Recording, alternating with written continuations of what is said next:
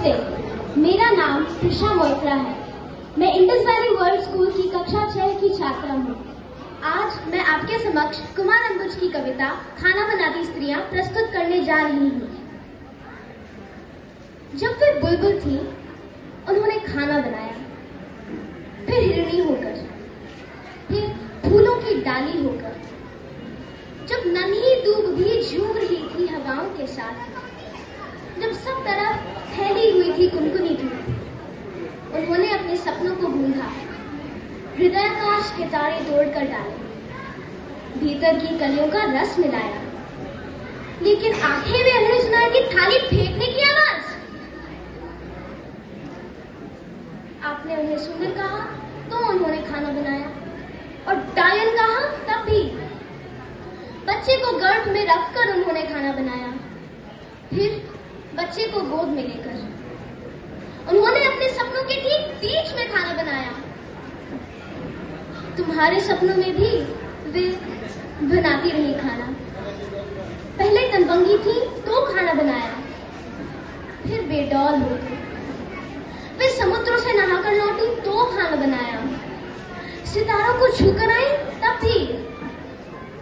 उन्होंने कई बार सिर्फ एक आलू एक प्याज से खाना बनाया, और कितनी ही बार सिर्फ अपने सब्र से।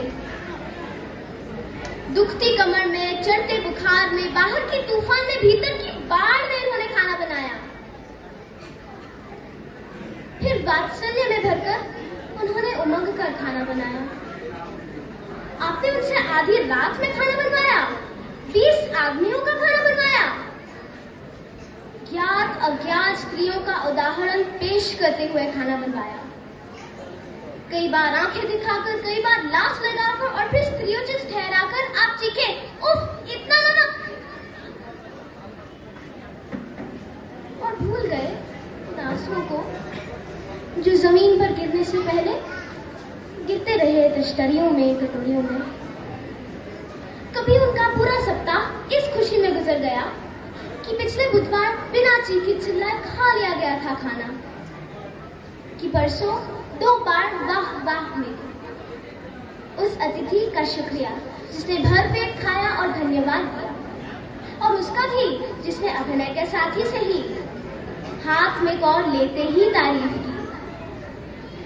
वे क्लर्क हुई, अफसर हुई, उन्होंने फर्राटेदार दौड़ लगाई और सितार बजाया। लेकिन हर बार उनके सामने रख दी गई बस एक ही कसौटी। अब वे थकान की चट्टान पर पीस रही है चटनी, रात की चढ़ाई पर बेल रही है रोटियां। उनके गले से, पीठ से, उनके अंधेरों से रिस रहा है पसीना। रेले बह निकले हैं पिंडलियों तक, और वे कह रही हैं, ये रोटी लो, ये गरम है।